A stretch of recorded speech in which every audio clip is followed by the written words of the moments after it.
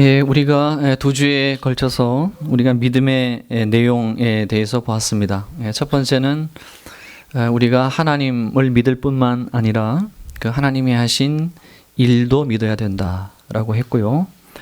두 번째는 영혼에 관련된 것뿐만 아니라 우리의 몸에 관한 것도 우리가 믿음의 내용으로 담아야 된다라고 얘기를 해서 첫 번째는 우리가 자유주의가 가지고 있는 문제점, 하나님의 일을 믿지 않는, 그리고 두 번째는 몸의 영역을 소홀히 하는 금욕주의와 또 쾌락주의에 대해서 우리가 좀 보았습니다.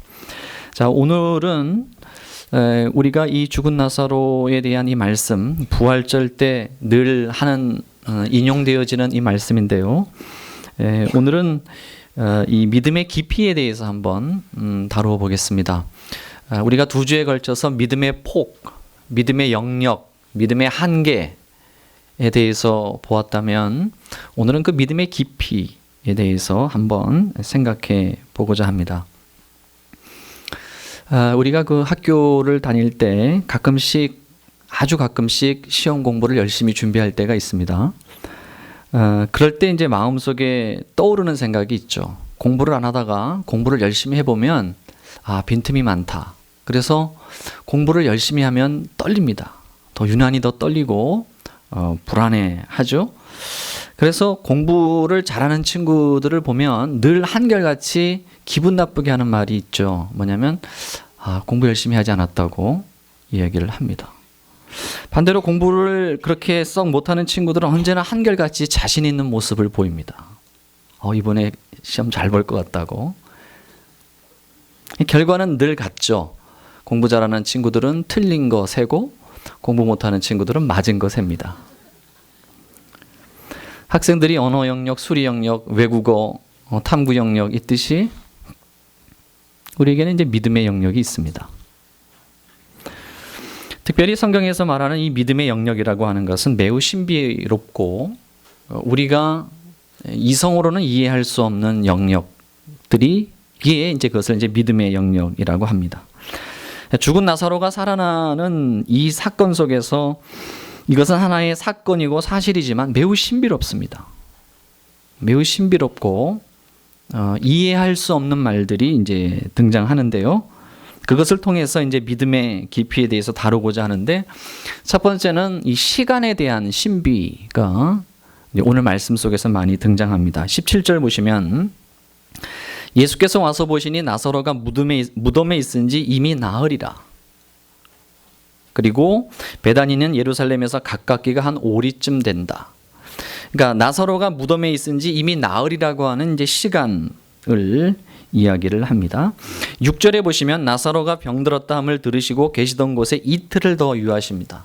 하나님의 어떤 의도가 있었던 것으로, 예수님의 어떤 의도가 있었던 것으로 우리는 보죠. 이틀을 더 있었고 나사로가 병들었다는 얘기를 듣고 이틀을 더 있었고, 17절에 보면 나사로가 무덤에 있은 지 이미 4일이 되었다는 겁니다. 23절에 보시면 예수께서 이르시되 내 오라비가 다시 살아나리다 라고 하자 24절에 마르다가 이르되 마지막 날 부활 때에는 다시 살아날 줄을 내가 아나이다. 이 마지막 날이라고 하는 시간을 또한 마르다가 말합니다. 마지막 날, 예수님이 나사로는 다시 살아날 거야, 네 오라비는 다시 살아날 거야 라고 하자 마르다가 말합니다. 마지막 날에는 다시 살아날 줄을 믿습니다. 요한복음 6장에서 이 부분을 많이 다뤘어요. 예수님이 오병이어 기적을 하면서 마지막 날에 다시 살릴 것이다, 마지막 날에 다시 살아날 것이다 라고 하는 것이 요한복음 6장에서 많이 다루어져 있는 내용들입니다. 39절 보시면 예수께서 이르시되 돌을 옮겨 놓으라 하시니 그 죽은 자의 누이 마르다가 이르되 주여 죽은 지가 나흘이 되었음에 벌써 냄새가 나나이다. 예수님께서 여차저차해서 쭉 내용을 이어가면서 돌을 옮겨 놓으라, 예수님이 다시 살리겠다는 거예요. 지금. 그러자 마르다가 말하죠. 죽은 지 벌써 4일이 지났습니다. 벌써 냄새가 납니다. 마르다는 믿지 않았다는 거예요. 예수님께서 다시 살리신다라고 하는 것은 전혀 생각을 하지 못했다라고 하는 것이죠.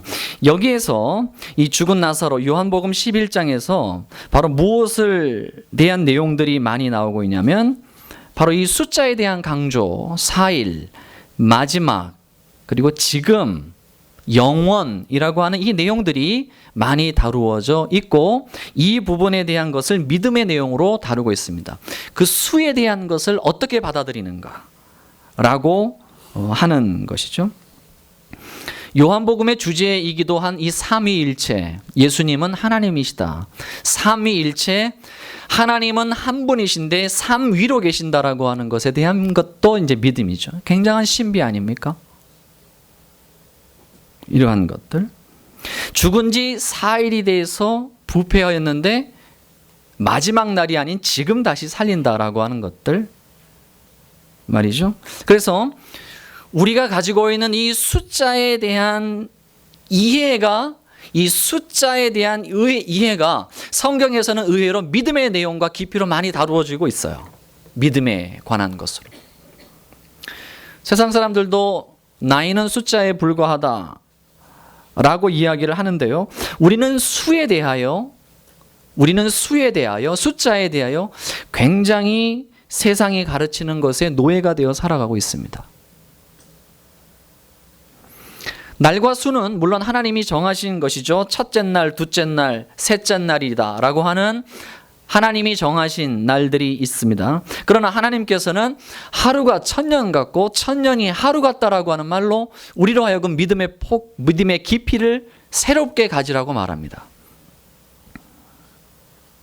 나사로는 죽은 지 4일 만에 다시 살아났죠. 그러면 우리는 죽으면 며칠 만에 다시 살아날까요? 우리는 죽으면 며칠 만에 다시 살아날까요? 예수님은 한 세대가 지나기 전에 다시 오시겠다라고 약속을 했습니다. 그렇다면 그 한 세대는 몇 년인가요? 도대체 그 한 세대는 몇 년이기에 2000년이 지나도 예수님은 다시 오시지 않습니까? 수에 대한 우리가 가지고 있는 생각들이 성경과 하나님이 말하는 것과 너무 큰 차이가 있습니다. 24절에 마르다가 이르되 마지막 날 부활 때에는 다시 살아날 줄을 내가 아나이다. 이 말은 틀린 말입니까? 맞는 말이죠. 그런데 틀린 말이에요. 요한복음 11장에서는. 예수님은 마지막 날이 아니라 지금 다시 나사로를 살리겠다라고 이렇게 이야기를 한 겁니다. 좀 더 들어가, 나사로는 부활한 겁니까? 나사로는 다시 죽잖아요. 다시 기본적인 질문으로 가서 우리는 죽은 지 얼마 만에 다시 부활할까요? 우리는 죽은 지 얼마 만에 다시 부활할까요? 우리가 겨울이 되면 온도계로 재는 온도가 있고 체감 온도가 있죠. 온도계로 재는 온도가 있고 우리들의 몸이 느끼는 체감 온도가 있습니다. 믿음의 눈으로 봤을 때 모든 죽은 이들의 시간의 감각이 없습니다.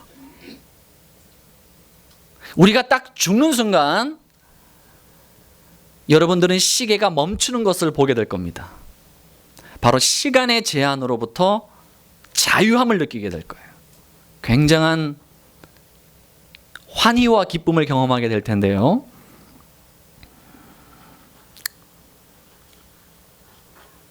(25절) 예수께서 이르시되 나는 부활이요 생명이니 나를 믿는 자는 죽어도 살겠다. 이 말을 할 때 아직까지 나사로는 수건에 가려서 부패되어 썩고 있었죠. 그때 나사로의 영혼은 시간으로부터 자유합니다. 시간이 멈춰요. 시간이 없어요. 아브라함은 지금으로부터 4000년 전의 사람으로 175세에 죽었잖아요. 그는 영혼이 지금 천국에 가 있죠. 천국에 가 있습니다. 그 아브라함은 시간의 감각을 느끼고 있을까요? 그 시간의 감각을 느끼지 않습니다. 주님이 다시 오실 때 그의 몸이 부활할 터인데 그는 지금으로부터 4000년 전에 죽었으나 그는 마치 4일처럼 느낄 겁니다. 왜냐하면 시간의 감각을 모르기 때문에, 없기 때문에, 시간을 초월했기 때문에. 그것은 죽은 사람들뿐만이 아니에요. 이것을 묵상하고 이것을 아는 우리가 죽어서 가는 그곳은 시간과 여러 가지 제약들에 대하여 수로부터 자유함을 알기 때문에 살아있는 예수님을 믿는 믿음의 사람들은 역시 이러한 수와 시간의 구애를 받지 않습니다. 내가 어리다고 하여 어리다고 생각하지 않고 내가 나이가 많다고 하여 내가 나이가 많다라고 생각하지 않습니다. 갈렙이 그의 나이 85세에 내가 싸울 수 있다라고 말을 합니다. 아브라함과 기드온이 300여 명의 사람을 이끌고 그 어마어마한 군대의 사람과 싸웁니다. 300이라는 숫자를 이끌고. 다윗이 숫자로 범벅이 된 골리앗, 그 키가 6규빗이고 그 갑옷은 5,000세겔이며 그 창날의 무게만도 600세겔, 온통 숫자로 범벅이 되어 있는 골리앗과 막대기와 이 물맷돌 가지고서, 새총 가지고서, 그리고 나아가는 거예요.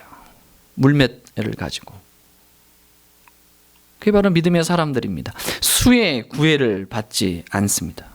믿음의 백성들은 그 수에 대하여 이미 창세전에가 우리가 예정이 되었다는 것을 알고 마지막 계시록의 그 마지막 날에 우리가 다시 주님의 오심을 보며 우리의 부활과 인류의 심판을 봅니다. 그러므로 예수님을 믿는 사람들은 세상의 숫자 노름에 현혹되지 않아요. 나흘이라고 하는 것이 4,000년과 같은 것이고 4,000년이 곧 나흘과 같은 것이다 라고 하는 것을 알아요. 이것이 신비입니다. 수에 대하여 우리가 현혹되지 않습니다. 극복하는 거죠. 세상에서 제일 부자, 작년에 제가 한번 검색을 해봤습니다. 제일 부자가 아마존이라고 하는 이 유통을 하는 창업자인 제프 브로즈가 148조가 세상에서 제일 부자인 사람이랍니다. 148조. 어느 정도 돈인지 잘 모르겠어요. 우리나라 이건희 회장이 우리나라에서 제일 부자인데 이분께서 가지고 있는 재산이 17조랍니다. 작년에. 근데 제가 한 가지 비밀을 알려드리자면 이 두 분 모두 하루에 밥을 3끼만 드신답니다. 모르셨죠? 이건희 회장님은 벌써 수년째 병상에서 내려오지 못하고 있습니다. 편찮으신 분을 결코 비하하는 것은 아니라 이 인간이 가지고 있는 현실을 말하고자 하는 것입니다. 숫자는 별게 아닙니다. 여러분, 수로 인하여 여러분이 가지고 있는 나에게 해당하는 나이에 대한 수, 여러분이 가지고 있는 물질에 해당하는 수, 여러 가지 수로 인하여 제한받지 마십시오. 수로 인하여. 예수님은 말하죠. 우리가 가지고 있는 날들에 대하여, 내일에 대하여 염려하지 말라. 오늘 쓰고 오늘 족하다. 우리가 가지고 있는 수는 오직 오늘만이 있을 뿐입니다. 내가 사랑해야 할 사람들, 내가 베풀어야 할 사람들에 대하여 우리는 오늘 하는 겁니다. 오늘. 우리는 오늘 감사하고 오늘 기뻐하고 오늘 내가 살아있음으로 인하여 만족하는 거예요. 내일은 몰라요. 내가 오늘 밤 자다가 하나님의 품으로 불려갈지 그것은 모르는 것입니다. 바로 이러한 것들이죠. 자, 첫 번째로 죽은 나사로가 살아나는 것을 통해서 우리가 시간이라고 하는 부분들이 여러 가지 다른 것을 통해서 우리가 시간을 극복해야 되는 것을 보았다면, 두 번째는 이제 공간에 관한 것이죠. 21절에 보시면 마르다가 예수께 여짜오되 주께서 여기 계셨더라면 내 오라버니가 죽지 아니하였겠나이다. 그러니까 공간에 대한, 만약 예수님께서 거기 계시지 않고 여기 베다니에 있었더라면, 여기 계셨더라면 나사로가 죽지 않았을 텐데 라고 하는 그러한 나름대로의 믿음이에요. 여러분, 이것도 믿음이에요. 이 믿음도 믿음이에요. 24절에 마르다가 이르되 마지막 날 부활 때 다시 살아날 줄 내가 아나이다. 이것도 믿음은 믿음이었으나 그러나 그 깊이가 부족했던 것처럼 21절에 마르다가 예수께 여짜오되 주께서 여기 계셨더라고 하면 내 오라버니가 죽지 아니하였겠나이다. 이것도 역시 믿음이에요. 32절 그 여동생 마리아도 똑같은 말을 합니다. 마리아가 예수 계신 곳에 가서 배웠고 그 발 앞에 엎드려 이르되 주께서 여기 계셨더라면 내 오라버니가 죽지 아니하였겠나이다 하다. 주께서 여기 계셨더라면 입니다.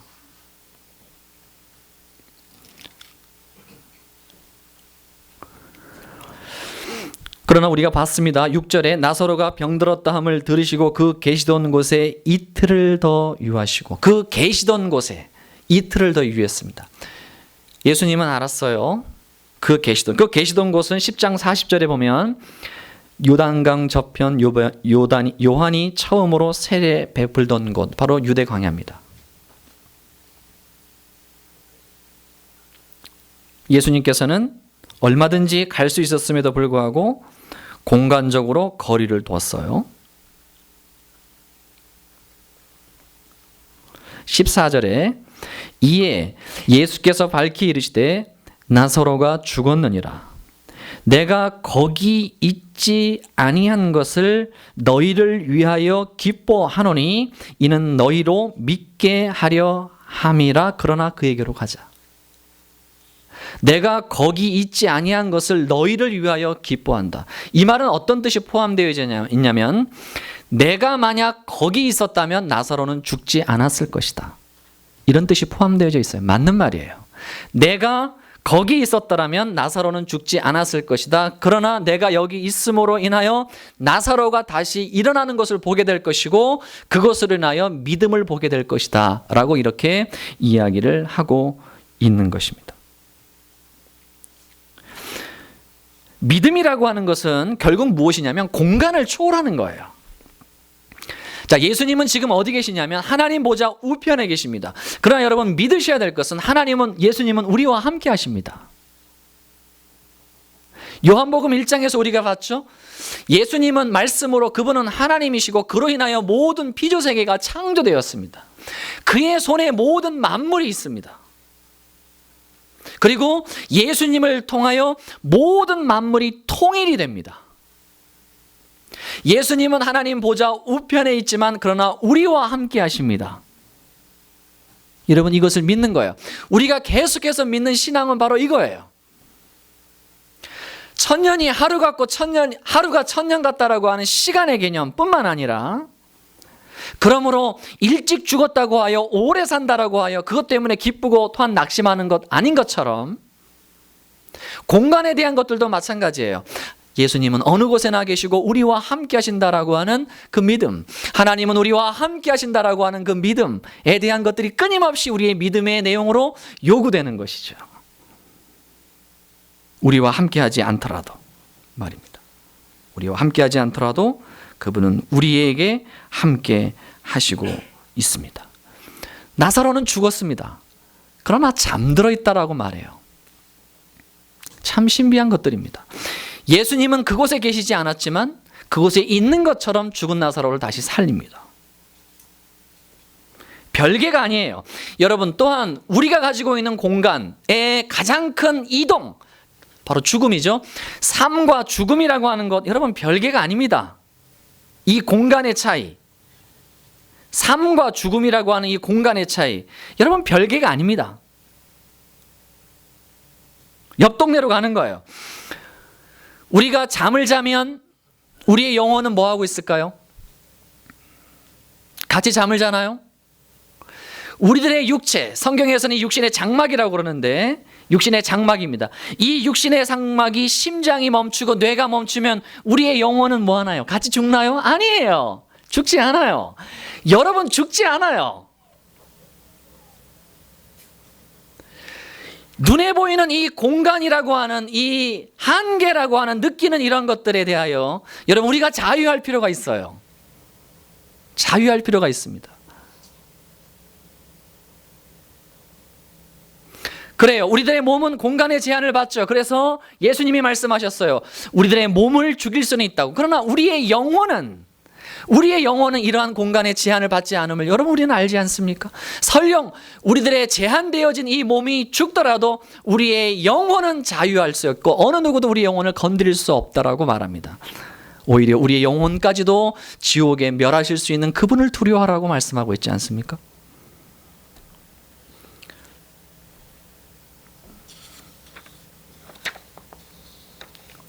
삶과 죽음, 그렇게 먼 거리가 아닙니다. 우리가 죽음에 대해서 이야기를 할 때 먼 길을 떠난다라고, 그러니까 먼 다른 공간으로 우리가 이동한다고 생각해요. 먼 길을 떠난다고. 아니에요. 여러분, 옆 동네 가는 겁니다. 옆 동네. 대신 잠깐 몸은 이 동네 두고 말이에요. 영혼은 그대로, 지금 가지고 있는 영혼은 그대로 옮길 뿐입니다. 아까 이야기했죠? 여러분이 죽을 때 그 놀라운 환희와 그 기쁨을 경험하게 될 겁니다. 지구라고 하는 이 땅에서부터, 세상에 가지고 있는 몸의 한계로부터 여러분 자유하는 것들을 경험하게 될 거예요. 경험하게 될 겁니다. 여러분, 심장이 막 두근두근 것을 느끼죠? 이렇게 하면 이 몸이 아프죠? 성경에서 뭐라고 해요? 이게 집입니다. 집. 우리가 살고 있는 집. 물론 나중에 마지막 때 다시 부활하잖아요. 여러분, 이거 집입니다. 집. 물론 이 집도 나지요. 집. 너무 염려하지 마십시오. 무엇을 먹을까? 이 몸을 위하여 무엇을 먹을까? 무엇을 마실까? 무엇을 입을까? 염려하지 마십시오. 이 몸뚱아리 염려하지 마세요. 마지막 날 주님이 다시 부활합니다. 여기에 대한 것을 극복할 수 있다라고 이야기를 하는 거예요. 그래서 믿음의 깊이가 있다면 우리가 시간 혹은 수에 대하여서 우리가 초월한다면 역시 공간에 대해서도 그렇게 예민하지 않습니다. 제가 오늘 검색을 또 해봤어요. 아까 제일 부자 얘기했죠. 제일 아마존. 저도 검색을 한번 해봤어요. 그러면 제일 큰 집에 사는 사람은 누구일까? 제가 검색을 한번 해봤어요. 해보니까 인도 사람이 돼요. 인도 사람. 참 그 인도 사람인데 부케시 안바니, 이름도 그렇게 생겼어요. 부케시 안바니인데 집이 1조 1570억이랍니다. 집이 27층, 엘리베이터 3개, 헬리콥터 착륙장 3개, 하인들, 집사가 무려 600명이랍니다. 제가 검색해 본 겁니다. 검색해 봤어요. 참으로 행복하겠죠? 그런 집에서 살면. 서울 평균 집값이요 9억이랍니다. 요즘엔 조금 떨어졌다고 하는데 서울 평균 집값이 9억. 9억을 제가 계산기로 두들겨 봤어요. 300만 원씩 몇 년을 모으면 9억이 되냐면 정확하게 딱 떨어집니다. 300만 원씩 정확하게 25년을 모으면 9억이 생깁니다. 그게 서울 평균 집값입니다.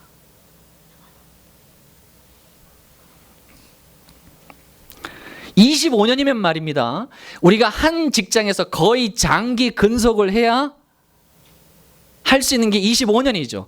그 300만 원을 25년 동안 매월 빠짐없이 넣어야 9억이라고 하는 돈이 생겨요. 그게 서울이라고 하는 동네에 사는 분들의 삶이에요. 우리는 철원에 살죠. 우리끼리니까 이런 얘기 하는 겁니다. 제가 서울에서 먹겠습니다 이런 얘기 못했겠죠.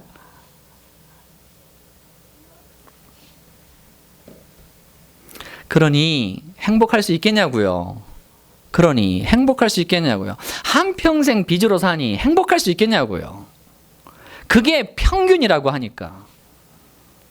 그러니 청년들이 결혼하겠냐고요. 청년들이 결혼하겠냐고요.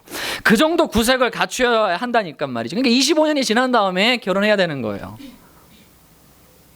하나님을 믿는 백성들은 이러한 것들에 대해서 초월할 수 있어야 됩니다. 제가 웰든이라고 하는 쪽에서 소개한 적이 있습니다만 아프리카 원주민들은 집을 짓는데 보통 일주일입니다. 그렇다고 해서 우리가 모두 원주민이 되자 이런 얘기는 아니지만 이러한 것들에 대해서 우리가 초월할 수 있는 것들이 돼야 된다라고 하는 것이죠. 마르다와 마르다는 예수님이 여기 계셨더라면 이라고 믿음을 제안했어요. 예수님이 여기 계셨더라면. 아니에요. 여기 계시지 않아도, 이 공간에 계시지 않아도 하나님은 필요하시다면, 하나님이 원하신다면, 예수님이 하실 수 있다면 얼마든지 하나님은 일을 하실 수 있는 분입니다. 그러나 그렇게 하시지 않는 것은 하나님의 뜻이 있기 때문이라고 하는 것이겠죠. 여러분, 우리가 가지고 있는 모든 삶들이 가지고 있는 외적인 환경, 외적인 공간, 외적인 것들에 대하여 여러분 제한하거나 하나님이 하실 수 없다라고 생각하지 마시고, 여러분 그런 것들 때문에 우리가 가지고 있는 염려와 기도의 제목으로 놓지 말으셔야 됩니다. 이제 선배 목사님들 가끔씩 이제 말씀들, 이제 은퇴하실 날이 얼마 되지 않으신 목사님도 지난 주에도 모여서 이제 잠깐 교육자회 때 모여서 이제 말씀을 나누셔요. 아무래도 이제 시골에서 목회를 하시다 보니까 두루두루 이제 노후가 준비가 되지 않았죠. 근데 그분들이 이제 제가 이 철원에서 끝에서 두 번째로 나이가 어립니다. 끝에서 두 번째로 나이가 어린데 젊을 때 노후연금을 많이 들어야 된다. 그렇게 이제 말씀을 하셔요. 저도 이제 뭐 국민연금 들고 있는데요. 그러니까 그거 가지고는 안 된다. 그래서 이제 두루두루 이제 말씀을 얘기하셨어요.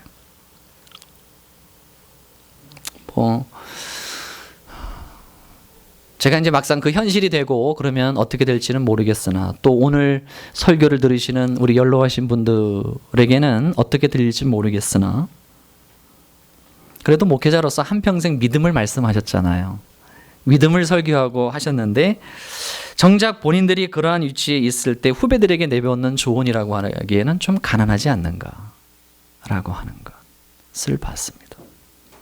과연 그것이 성경적으로 납득이 될 수 있을까라고 했을 때는 좀 부족하지 않은가, 저는 그런 생각을 해요. 예수님이 비유로 말씀하셨죠. 누가복음 12장에 한 부자가 그 밭에 소출이 너무 많았어요. 아마 요셉의 이야기를 들었는지 몰라요. 구약에 창고에다가 이것을 쌓아두려고 하는데 창고가 너무 적었어요. 그래서 그 창고를 헐고 다시 큰 창고를 짓고 거기다가 그 소출물을 가득 쌓아둡니다. 그리고 나서 자신의 영혼에게 이렇게 말했다 그러죠. 여러 해 쓸 것을 물건을 쌓아두었으니 평안히 쉽고 먹고 마시고 즐거워하자. 말 그대로 노후 준비를 확실하게 한 거예요. 하나님이 이르십니다. 그럴 때 어리석은 자여, 오늘 밤 내 영혼을 도로 찾으리니 그러면 내 준비한 것이 누구의 것이 되겠느냐. 자식들 것이 되겠죠. 자기를 위하여 재물을 쌓아두고 하나님께 대하여 부요하지 못한 자구나. 이렇게 말을 합니다. 그렇다고 해서 널브러지라는 얘기는 아닙니다. 그러나 특별히 젊으신 분들 너무 노후에 대한 염려와 걱정으로 너무나 많고 무리하게 쌓는 것은 그 믿음이 없는 겁니다. 그리고서 늘 얘기해요. 나는 없다. 나는 부족하다. 그러면 가지고 있는 통장과 연금과 보험은 뭐예요? 다시 한번 말씀드려요. 오늘부터 다 깨야겠구나. 이거 아닙니다. 적당히 하셔야 됩니다. 적당히. 여러분 그 적당히를 믿음으로 수납하십시오.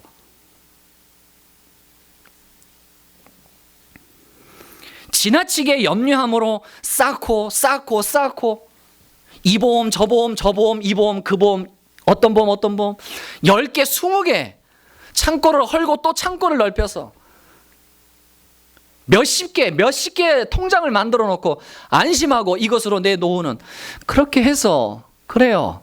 즐겁게 노후에 여행하면서 좋죠. 좋을지 몰라요.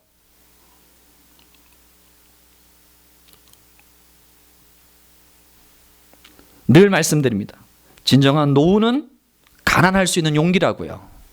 작은 집에서 살 수 있는 용기. 그것이 진정한 노후 대책입니다. 노후 대책입니다. 차 없이도 살 수 있는 용기. 자전거 타고 다닐 수 있는 용기가 있으면 돼요. 시간과 공간의 제한을 뚫어내는 것이 바로 부활입니다. 시간과 공간의 제한, 시간과 공간으로부터 매어있던 것으로부터의 자유를 뚫어내는 것이 부활이에요. 그 부활한 몸은 시간과 공간의 제한을 받지 않습니다. 그 자유함, 그 부활은 마지막 때에 주님이 다시 오셔서도 경험을 해야 하지만, 그러나 살아있는 우리들도 이 신앙, 부활의 신앙을 우리가 경험하고 살아야 돼요. 부활의 신앙, 자유함, 물론 어렵지만 그게 믿음입니다. 그렇다면 이제 우리가 25절과 26절 시간과 공간의 제한을 뚫고 영원을 향한 우리들의 마음의 믿음으로 25절 26절, 우리 믿음으로 시간과 공간의 제한을 뚫는 마음으로 25절 26절 같이 한번 봉독해 보죠. 읽겠습니다. 예수께서 이르시되 나는 부활이요 생명이니 나를 믿는 자는 죽어도 살겠고 무릇 살아서 나를 믿는 자는 영원히 죽지 아니하리니 이것을 내가 믿느냐. 살아도 죽지 않은 것이요 죽어도 살지 않는, 죽어도 살겠고 살아서 나를 믿는 자는 영원히 죽지 않는, 굉장히 어려운 것 같지만 결국 시간과 공간을 뚫어내는 믿음의 백성들의 삶, 부활의 삶을 의미하는 것입니다. 말씀을 정리합니다. 그러므로 사랑하는 성도 여러분, 늙지 마십시오. 여러분 늙지 마세요. 영원히 늙지 마십시오. 내가 젊고 청년이라는 믿음을 가지십시오. 영원히 늙으시면 안 됩니다. 그리고 여러분 가난하지 마십시오. 영원히 내가 부자라는 사실을 잊으시면 안 됩니다. 우리의 겉사람은 낡아지죠. 우리의 주름살은 늘어가고 우리의 머리는 휘어집니다. 고린도 후서 4장 16절 그러나 우리의 속사람은 늙지 않습니다. 날로 새로워집니다. 그렇게 살아가십시오. 그 믿음으로 극복하시고, 그렇게 해서 세상이 가지고 있는 숫자에 현혹되지 마시고 삶과 죽음이 연결되었음을 아시고, 주께서는 하루가 천년 같고 천년이 하루 같음을 아시고, 우리가 살아가는 모든 삶, 영원한 삶의 부활을 경험하며 나흘도 채 안 되어 죽은 나사로가 살아난 것처럼 우리도 채 되지 않아 다시 부활할 것을 믿고 죽음을 두려워하지 않으며 하루하루 감사와 기쁨으로 평안과 평강으로 살아가는 여러분의 생애와 삶이 되시기를 주님의 이름으로 축원을 드리겠습니다. 기도하겠습니다. 시간과 공간, 삶과 죽음, 가난과 부, 높고 낮음을 뚫어내는 믿음의 백성들이 되게 하여 주옵시고, 땅의 것으로 인하여 낙심하며 좌절하지 않는 믿음의 깊이를 경험하는 부활의 백성들이 되게 하옵소서. 예수님 이름으로 기도합니다. 아멘.